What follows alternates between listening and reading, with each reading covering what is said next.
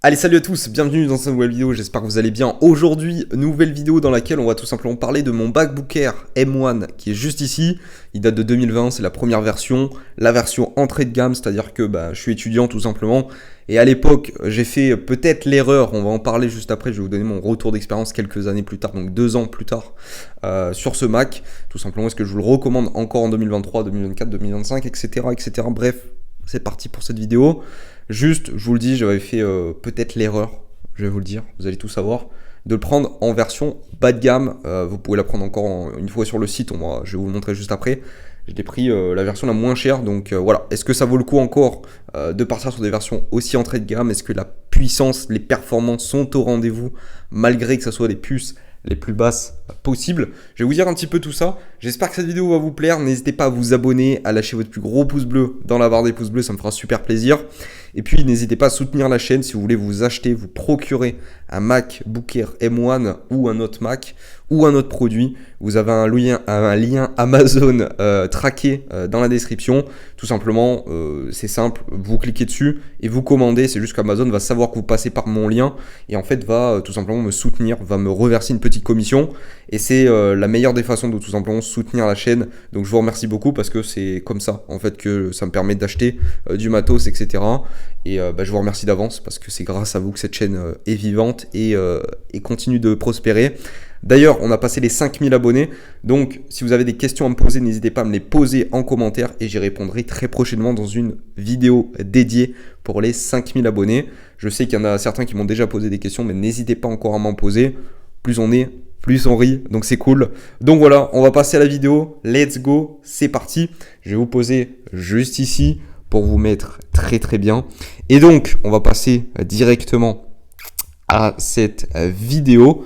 Donc l'objectif c'est quoi? C'est tout simplement de voir si ça vaut le coup tout simplement d'acheter un MacBook Air M1 en 2023, 2024, 2025. Bref, tu l'as compris, pour les prochaines années. Ou est-ce qu'il faut tout simplement mettre un petit peu plus d'argent de côté pour pourquoi pas partir sur la nouvelle version M2 15 pouces ou la nouvelle version aussi M2 13 pouces? Parce que qu'on se le dise, c'est les mêmes, c'est juste qu'on a une taille d'écran qui est un petit peu plus grande pour le 15 pouces, c'est un petit peu logique puisqu'on est sur du 13 et du 15 pouces. Je t'apprends rien, mais voilà, où est-ce qu'il faut partir tout simplement sur une version pro, etc., etc. Bref, on est parti. Honnêtement, je vais pas te le cacher, tu le sais sur cette chaîne YouTube, on est déjà là pour essayer de parler économie, c'est-à-dire que je vais pas te recommander des produits qui coûtent une blinde, on est plutôt là pour essayer d'économiser de l'argent, d'essayer tout simplement de faire les choses bien. Je sais qu'il y a pas mal d'étudiants qui me suivent aussi sur cette chaîne YouTube, mais pas que, donc je vais aussi essayer d'orienter les deux types de personnes que je vais avoir, donc que ce soit des étudiants ou non. Bref, on est parti, let's go. Je le rappelle juste avant de dire de continuer que je suis aussi étudiant, donc c'est pour ça que j'ai un point de vue assez particulier en termes de student, donc d'étudiants, excusez-moi pour mon accent anglais, mais voilà, je vais essayer aussi d'aider les personnes qui ne sont pas étudiants. Donc voilà, après bien évidemment ça reste un avis qui est subjectif parce qu'il y en a certains en termes d'étudiants qui vont préférer des iPads et d'autres des Macs. Et pour des personnes qui sont un peu plus âgées, c'est pareil. Donc voilà, on va voir ça et je vais vous dire tout simplement ça. Je reçois un petit mail, donc ça fait plutôt plaisir. Donc c'est parti. Donc qu'est-ce qu'on fait? Tout simplement, on va aller directement sur la section Mac. On a les nouveaux Mac qui sont sortis. Ils ne vont pas forcément nous intéresser à part le MacBook Air 15 pouces parce que l'autre c'est le Mac Studio. Il nous intéresse pas forcément. Et puis on va avoir tout simplement le Mac Pro qu'on attendait franchement avec la nouvelle version avec les puces Apple Silicon parce qu'on était jusque là sur du Intel, donc ça fait plutôt plaisir même si le prix fait plaisir aussi. Je vous l'ai présenté dans une des dernières vidéos, si ça vous intéresse n'hésitez pas à aller checker. Vous avez la possibilité d'économiser de l'argent sur tous les Mac en fait, sur tous les iPads qui sont présents sur le site d'Apple. C'est des réductions qui vont tourner aux alentours de 10%, c'est énorme pour du Apple clairement. Donc je vous invite directement à aller checker, ça doit être la précédente vidéo ou une vidéo juste avant.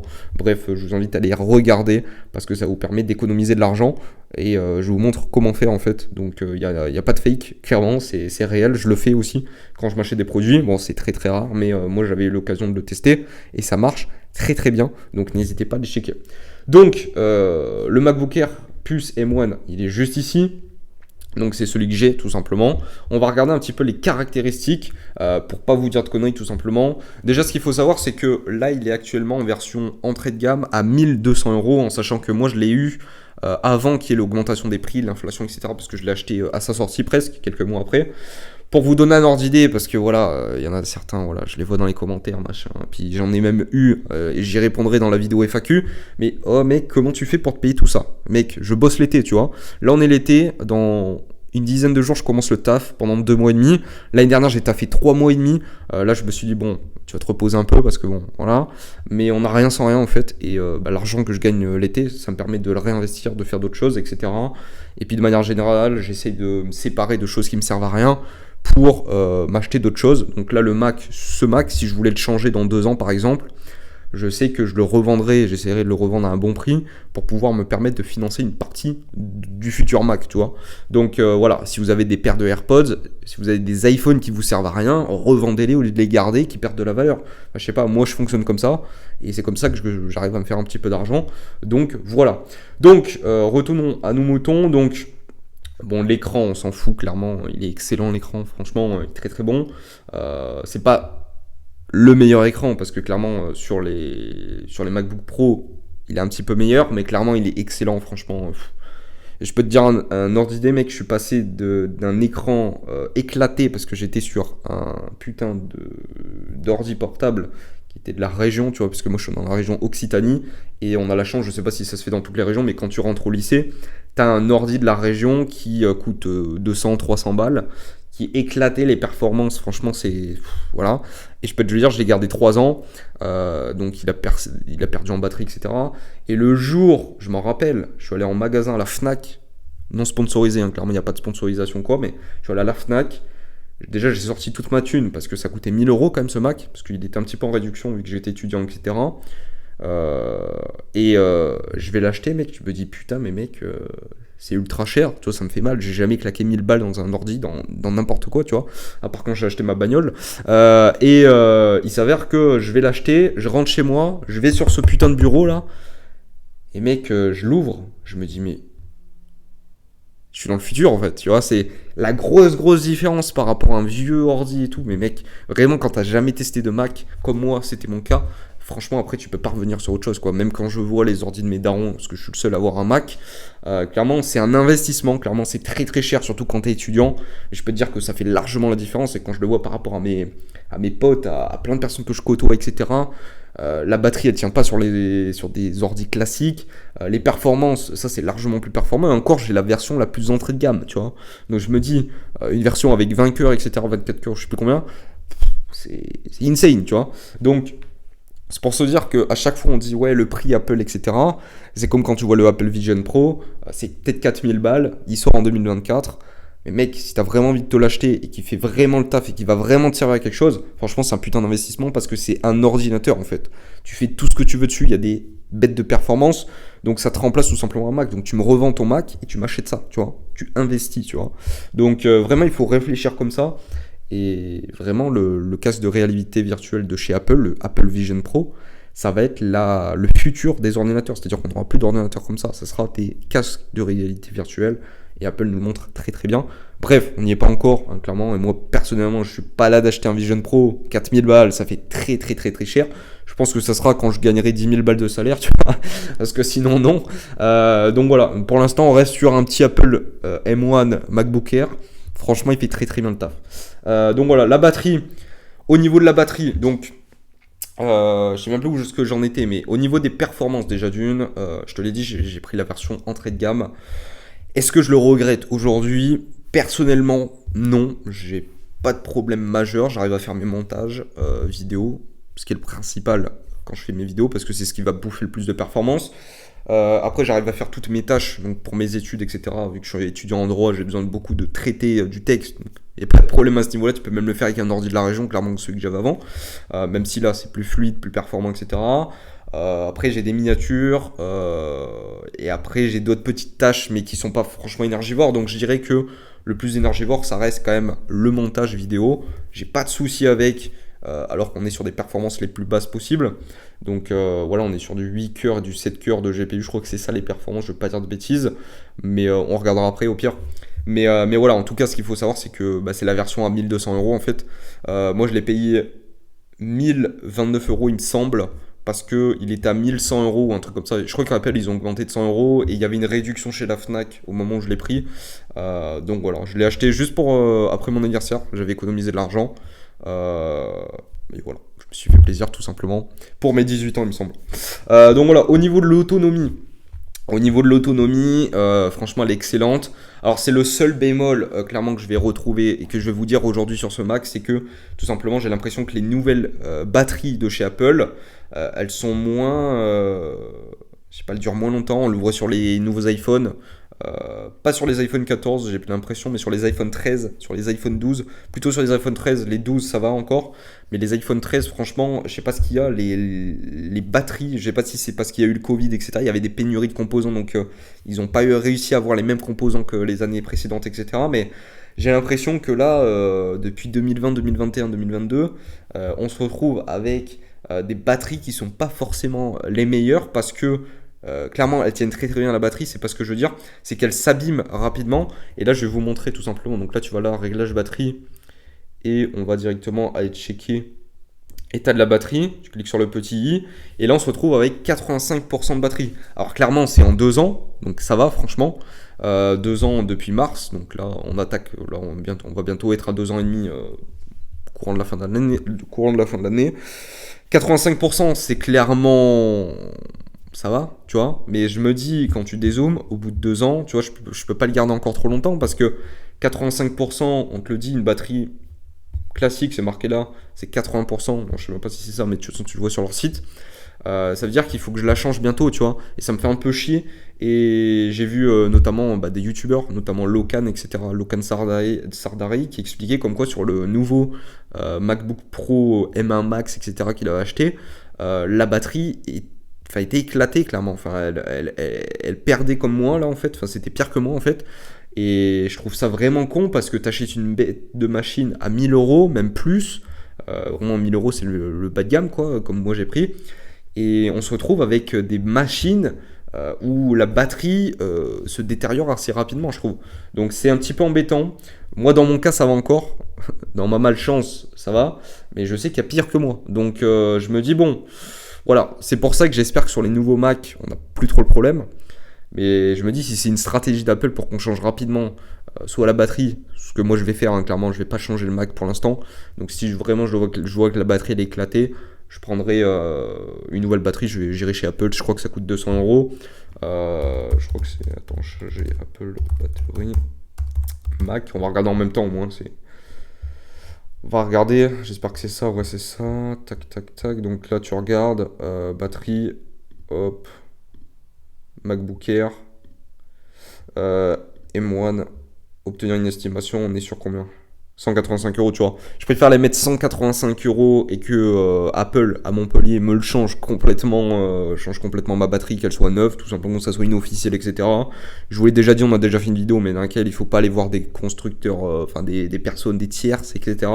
Vaut mieux aller chez Apple, payer un peu plus cher, mais vous avez un service de qualité, une vraie batterie officielle qui va durer longtemps. J'ai déjà fait les frais, au bout d'1 an, l'iPhone il était éclaté, il n'y avait plus de batterie du tout, donc on est vraiment sur de la merde. Là pour 185 €, je préfère les mettre 185 €.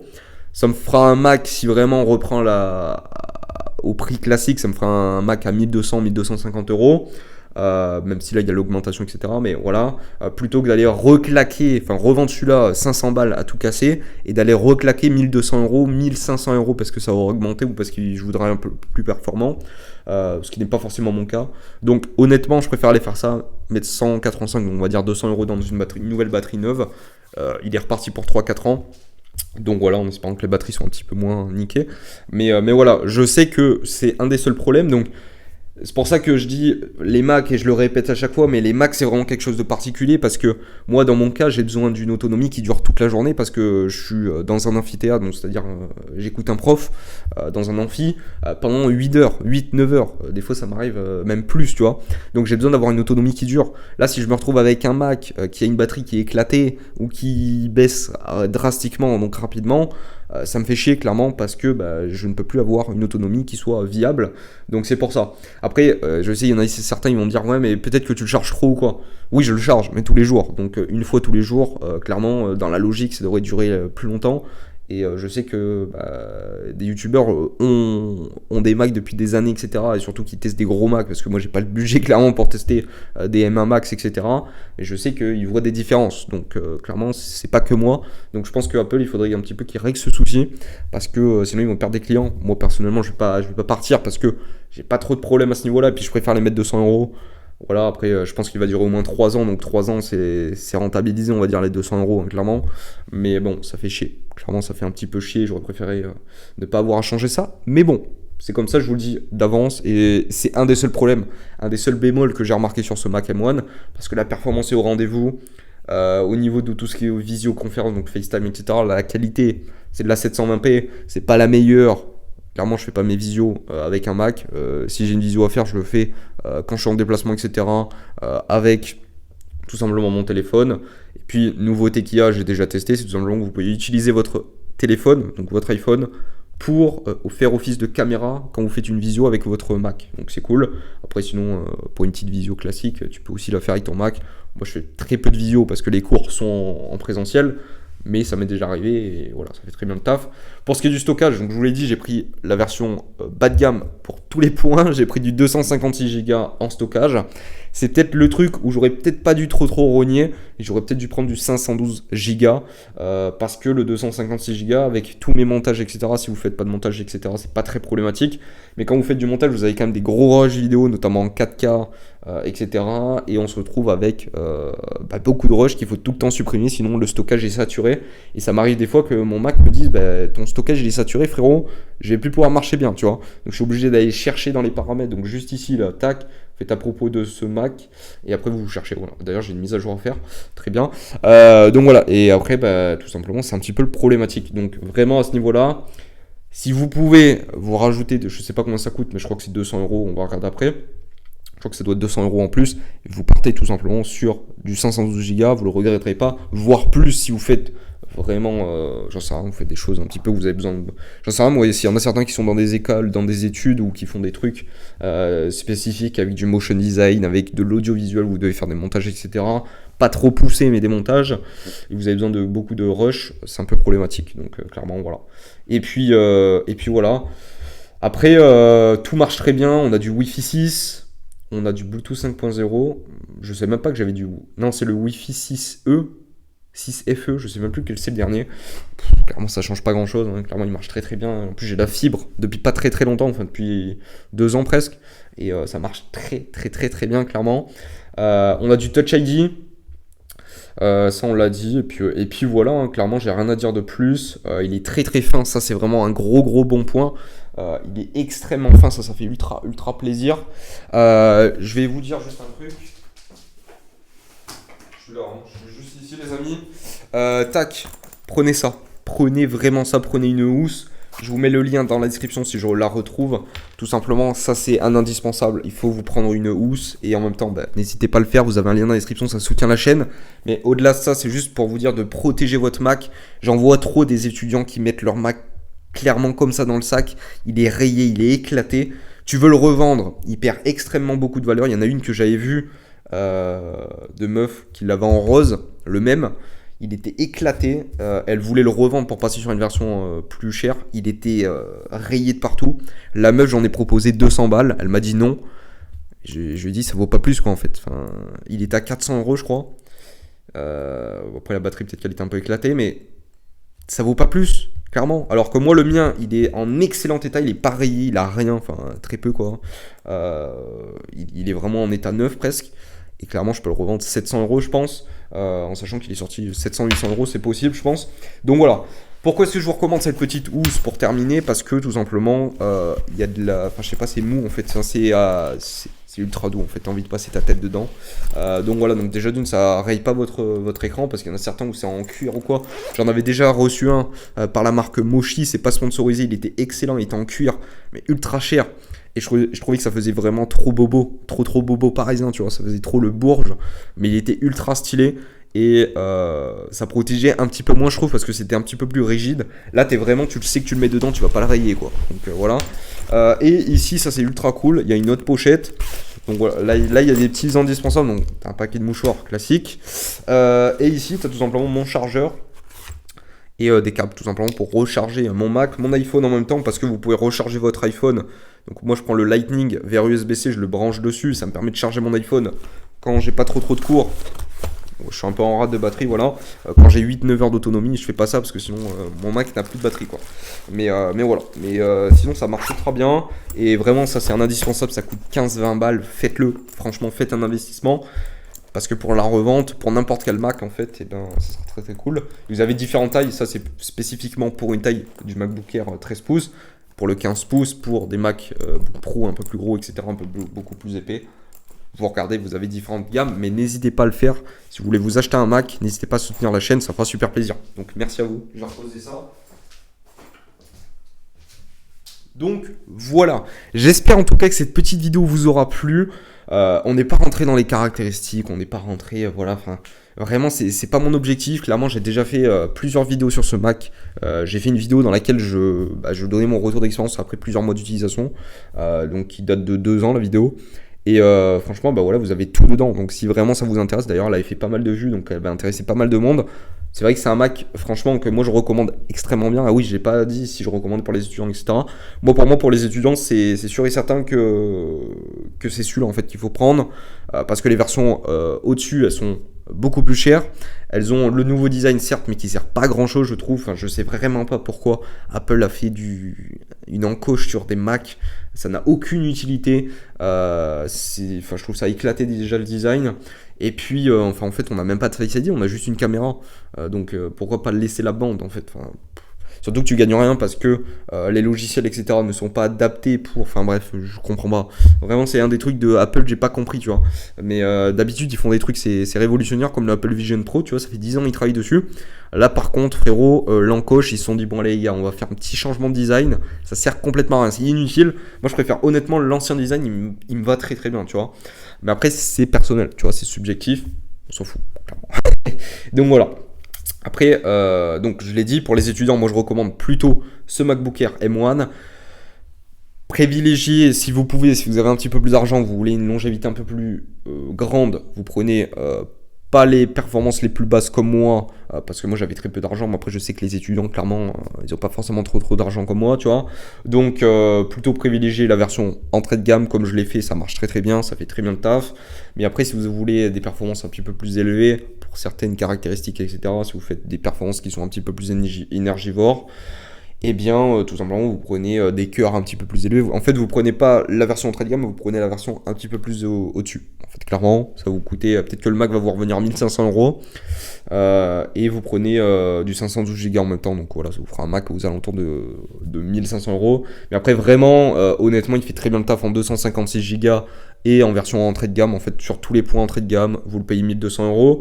Vous avez une réduction si vous regardez la vidéo que je vous ai présentée la semaine dernière ou la semaine d'avant. Enfin, allez checker, clairement.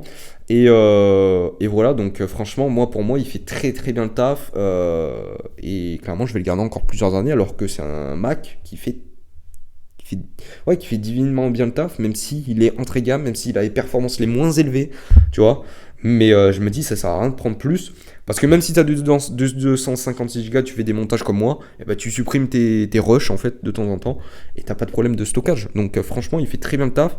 Et voilà. Donc voilà. Et après, par contre, des personnes qui ont une utilisation un petit peu plus intensive, etc., prenez des versions un petit peu plus haut de gamme. Clairement, moi, je partirais plus sur la version Pro, donc le MacBook Pro, clairement.